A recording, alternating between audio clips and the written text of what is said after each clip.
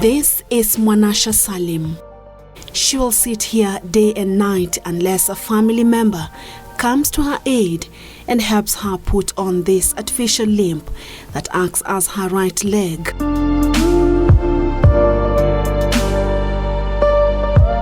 Mwanasha has lived with leprosy for more than 50 years.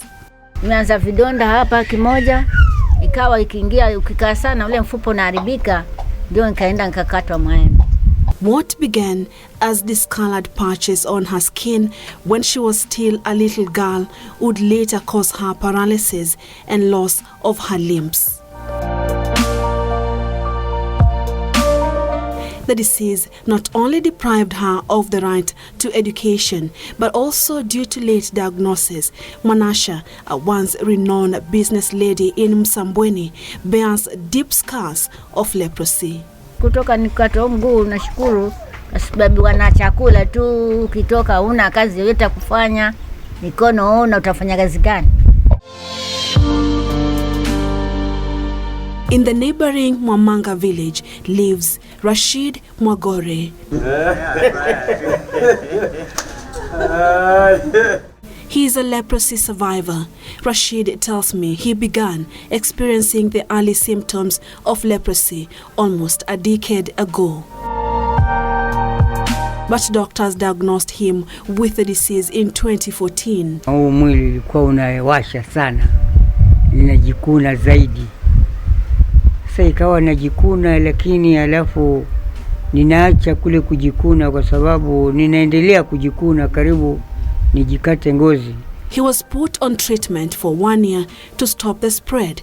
Unfortunately, the disease had damaged his hands. Sasa mpaka ni sasa pia ninaona uzito kwa sababu uzee na hii mikono bado kama imepumbaa, haijashika kitu sana. Lakini hivyo pia nashukuru, sio kama pale mwanzo. Abubakar Hamisi is a testimony that leprosy is entirely curable, and if treated in the early stages, disability can be averted. Ishara moja ambayo ilikuwa inasumbua ni mwili kutambaa vidudu. Unasikia mwili kama unatembea wadudu, lakini hakuna mdudu mwenye anatembea. Alafu ngozi inageuka inakuwa nyeusi. His case was identified by health workers before he experienced any symptoms. He was declared free from the disease 6 months into treatment. Mpaka kufikia saa hii ile ugonjwa imeisha kwa mwili wangu, ambao ilikuwa kuna ishara ambazo zinaonekana kabla hujaulizwa kama wewe ni mgonjwa ama si mgonjwa. Kama hizo za vidonda. Vidonda vilikaa ndani ya miaka miwili.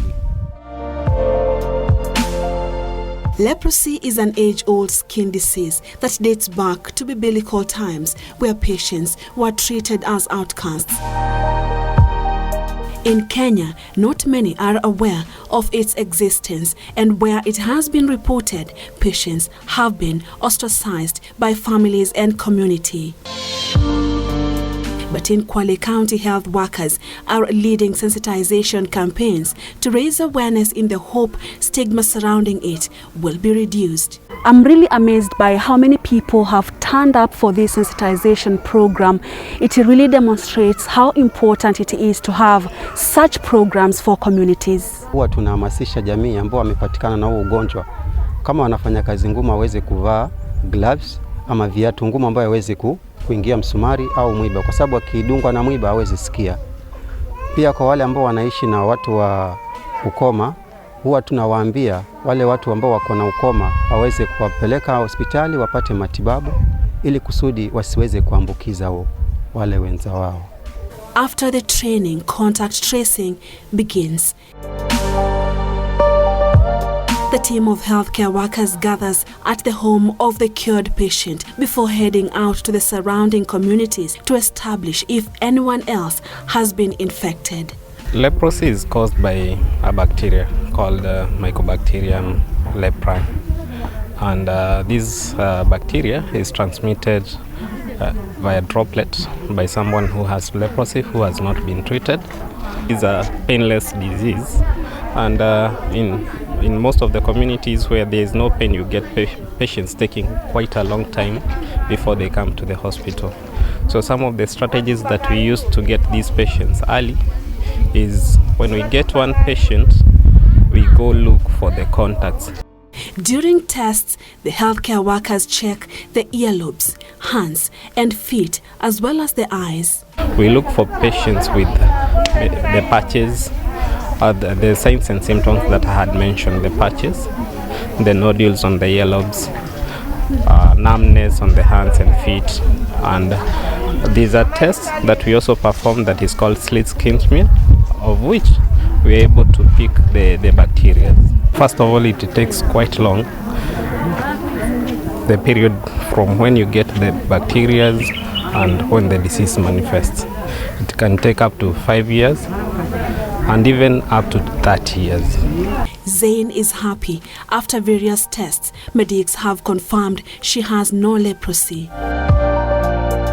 Leprosy spreads through droplets of nasal mucus between people in close, frequent contact. It damages peripheral nerves, and as the disease progresses, nerves swell, hands, feet, and facial skin become numb, muscles paralyze, leading to deformity. Loss of sensation also increases the risk of injury, with open wounds often becoming infected. What normally happens when the bacteria gets into the body, it affects the nervous system, to be specific, the peripheral nervous system, and that's where the bacteria will lodge in the nerves, and that leads to your body trying to fight the bacteria, and it ends up damaging the nervous system. Medicines to cure leprosy are available free of charge and have been hugely successful in the fight against the disease, but recently the progress has stagnated. Currently, the support we are giving to our patients is counseling.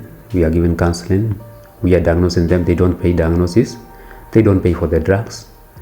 We are given free of charge by the Ministry of Health. Yes. Though the ones with disabilities, they are given the sandals to prevent them from getting hurt when they are walking in their chambers, when they are walking in the streets, because they are rubbers. They need to wear a footwear that cannot hurt themselves.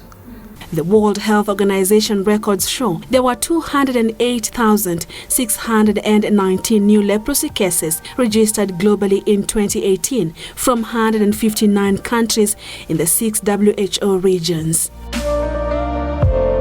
Purity Museo, Channel 1 News, in Msambweni constituency, Kwale County.